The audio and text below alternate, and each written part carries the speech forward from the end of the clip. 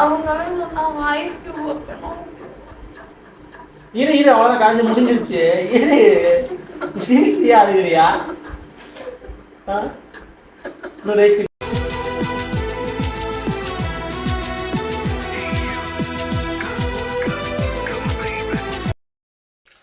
சரி, இப்போ எங்கே கிளம்புறோம் பார்த்தீங்கன்னா, நம்ம வந்து காலையிலே போய் ஜானு வந்து செக்கப் போயிட்டு வந்துட்டாங்க. ஹாஸ்பிட்டல் பக்கத்தில் இருக்க ஜிஹெச் போயிட்டு வந்துட்டாங்க. இப்போ நாங்கள் எங்கே போகிறோம் அப்படின்னு பார்த்தீங்கன்னா, எத்தனை மாதம் ஸ்கேன் எடுக்க சொன்னாங்க? 4 மாதம் ஸ்கேன், என்டி ஸ்கேன் எடுக்க போகிறோம். ஸோ என்டி ஸ்கேனும் வித் தைராய்டு டெஸ்ட்டும் போய் எடுத்துகிட்டு வர சொல்லியிருக்காங்க ஹாஸ்பிட்டலில். ஸோ அதுக்காண்டி கிளம்பிட்டோம். அப்படியே நம்ம வீடியோ விளாக் வந்து அப்படியே ஹாஸ்பிட்டலில் என்னென்னலாம் நடக்குது, என்னென்ன சொல்கிறாங்க டாக்டர்ஸு அப்படி சொல்லி இது பண்ணுறோம். எங்கள் அம்மா பார்க்குறக்காப்புல சைலண்டாக வந்து சைலண்ட் நின்றுக்கிட்டு இருக்கு. எப்படி பண்ணேன் கோவத்தில் நிற்கிது. காலையில் சண்டை வீட்டில் எப்பயும் போல் எல்லா வீட்டிலும் நடக்கிற மாதிரி தான் சண்டை. ஸோ ஹாஸ்பிட்டல் கிளம்பிட்டோம். ஏன்னா நாங்கள் நடக்குது அப்படின்னு சொல்லிட்டு அப்படியே விளாகில் கண்டினியூ பண்ணுறேன்.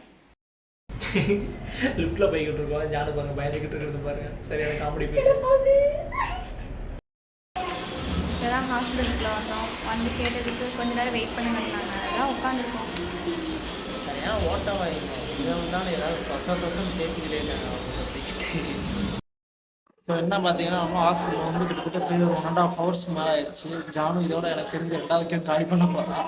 நான் தண்ணி எடுத்து கொடுத்துட்டு தான் இருக்கேன். இன்னும் கூப்பிடல. அதனால் ரெஜிஸ்டர் பண்ணிவிட்டு வெயிட் பண்ணிக்கிட்டு இருக்கோம். இதுங்க ஜானு வந்து உள்ளே கூட்டு போயிட்டாங்க. ஸோ நாங்கள் வீடியோ எடுக்க முடியுமா தெரில. உள்ளே போயிட்டு ஜானு வந்து கூப்பிட்டாங்க அப்படின்னா எனக்கு உள்ளே வரேன்னு சொல்லிட்டா. அப்படி இல்லைன்னா நாங்கள் 2 பேர் பேசி தான் வீடியோ போடணும். பார்க்கலாம் என்ன நடக்குது. ஸோ நான் நினச்ச மாதிரி தான் என்னை உள்ளே விட்டாங்க. மேபி ஃபோன் மட்டும் எடுத்துகிட்டு போக விடலை. என்ன பண்ணாதான் ஒன்றுமே சத்தியமாக புரியல. ஆனால் நான் உள்ளே பார்த்த ஒரு நிமிஷம் சாக்காய் நான் அழுதுட்டேன். அவ்வளோ ஒரு இதாக இருந்துச்சு. ஏன்னா ஃபர்ஸ்ட் டைம் என்னோட குழந்தையோட தலை மற்ற பார்ட்ஸ் எல்லாமே பார்த்தேன். அவ்வளோ ஒரு ஹாப்பியாக இருந்துச்சு. ஜானு ஹாஸ்பிட்டலுக்குள்ள உள்ள உனக்கு என்னென்னலாம் அவங்க சொன்னாங்க? அங்கே என்கிட்ட எதுவுமே சொல்லலை. என்கிட்ட பார்த்துட்டு என்ன சொன்னாங்கன்னா, பார்த்துக்கோங்க அந்த ஸ்க்ரீன் பார்த்துக்கோங்க, பாப்பா எப்படி இருக்குன்னு அப்படின்னாங்க. ஏன்னா நான் உள்ள போறதுக்கு முன்னாடி இப்போ வந்து நிறைய டைம் பார்த்துட்டேன் குழந்தைய. 5 டைம் ஹார்ட் பீட் கேட்டு எனக்கு அழுக வந்துருச்சு. நான் இப்படி கண்ணை துடைக்கிறேன். அவங்க கையை மேலே போடுமா, கையை மேலே தூக்குமா அப்படிங்கிறாங்க.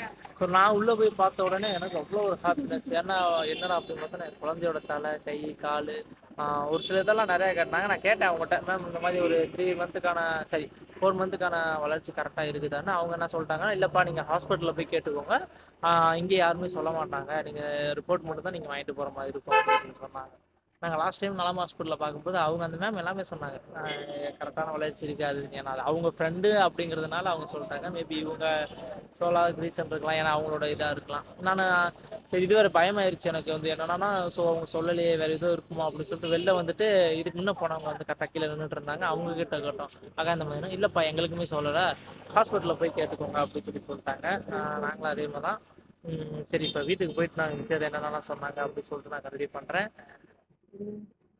செம்ம ஹாப்பிங்க. ஹார்ட் பீட் மறுபடியும் இன்னைக்கு ஹார்ட் பீட் அதை விட சவுண்டாகவும் கேட்டுச்சு. அவ்வளோ என்ஜாய்மெண்ட் பண்ணேன் நான்.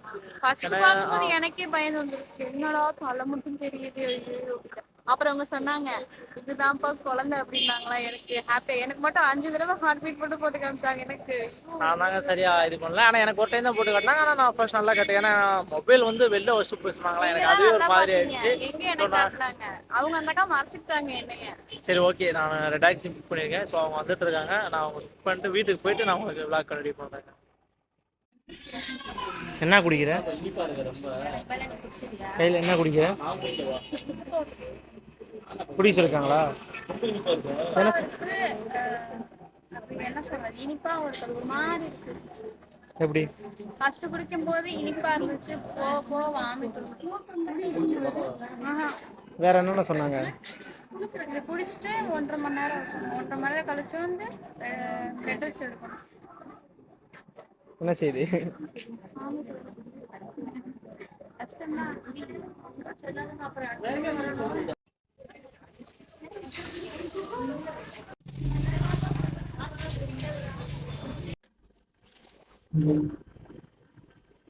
பண்ணப்பாங்க. காலையிலே வந்து ஹாஸ்பிட்டல் போயிட்டு வந்துட்டா. ஹாஸ்பிட்டல் போயிட்டு வந்துட்டு அதை கையில் தடுப்பூசி போடுவாங்கல்ல, ஸோ அந்த இது போட்டதுனால ரொம்ப வலியாகிடுச்சு ஜானுக்கு. ஸோ அதை ஐஸ்கட்டி வச்சு இப்படியே பண்ணிட்டு இருந்தேன்னா ஓவர் கற்று இவ்வளோ நேரம். சரி இதை வீடியோ எடுக்க வேணாம் தான் சொன்னேன். சரி ஓகே, கொஞ்சம் அவ்வளோதான் வலிந்தாயிரும். ஸோ ஏன்னா தடுப்பூசி போட்டாலே எல்லாரும் கை வீங்கிக்கும். பசங்களுக்கே அவ்வளோ பெயினாக இருக்கும். ஆனால் கேர்ள்ஸுக்கு அப்படிங்கிறப்ப அது நம்ம சொல்ல மாதிரி அவங்க தாங்கிக்கிறத பொறுத்து தான். திரும்பி மெதுவாக தான் வச்சு எடுக்கணும், உள்ளார வச்சு எடுக்காது.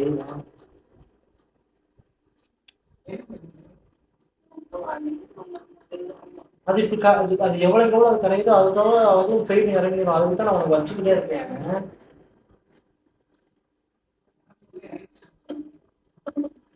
சரி சரி சரி, கை வைக்காது.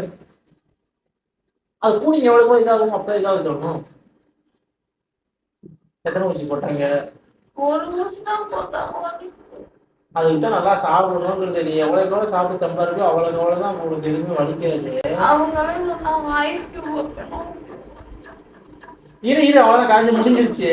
இரு, சிரிக்கிறியா அழுகிறியா? இன்னும் ரைஸ் கிட்டே வா. என்ன காணும் ரைஸ் கிட்டே குழந்தைங்க வந்துருச்சு. இன்னும் 2 ரைஸ் கிட்டே எடுத்து வச்சது நேரம்.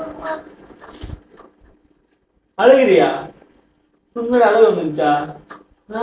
சரி சரியா போ. நாளைக்கு நீங்க வச்சா சரியா போ. சரியா இருக்காம டேப்லெட்லாம் இருக்கு. நைட்டு மாத்திரை கொடுத்துக்கோங்களா? கொடு, சரியா போகும். சரியா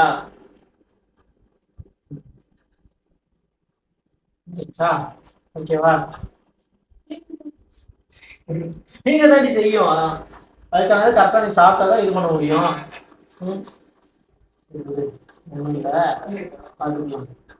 நான் போயிட்டு அழுதுகிட்டு செஞ்சுக்கிட்டேன் போட்டேன். சோறு போறியா அப்ப மாட்டேன். போய் ஒரு 10 நாள் இருந்துட்டு வா.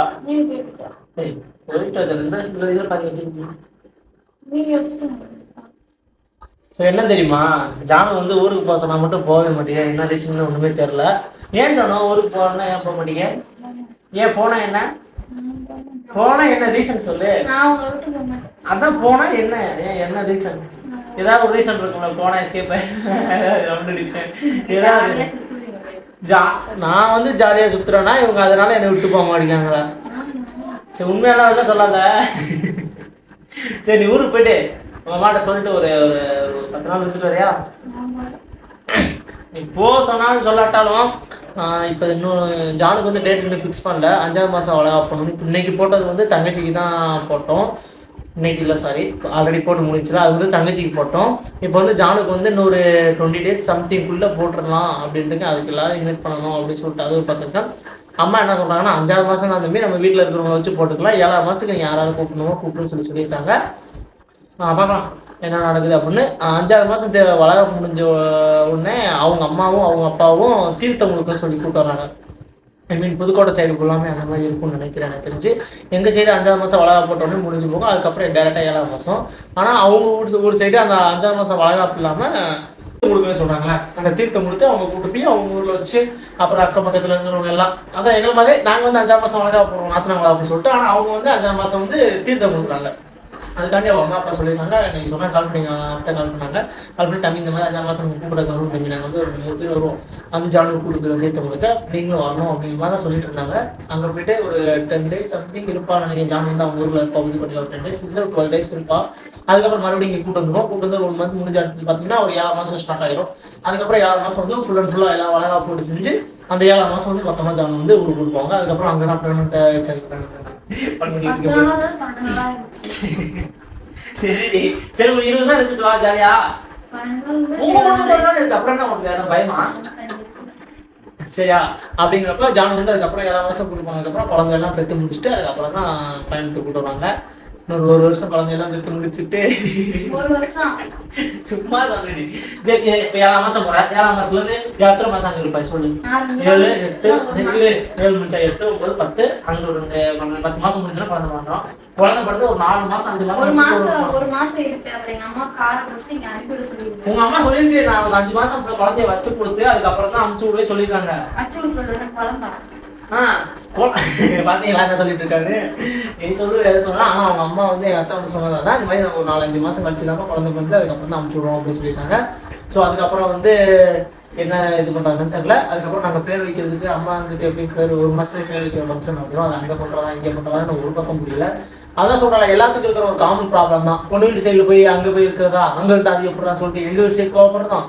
நான் அப்புறம் ஜானு வீட்டில் இருந்து என்ன மாப்பிள்ளை வீட்டு சைடு போய் இருக்கிறதுனா நம்ம வீட்டில் தான் மொதல் குழந்தை தானே நம்ம வீட்டில் தான் வைக்கணும்னு சொல்லிட்டு இருக்கோம். ஸோ அதில் எதுவும் ப்ராப்ளம் வந்துடக்கூடாதுன்னு சாமியை வேண்டிக்கிட்டு இருக்கேன்.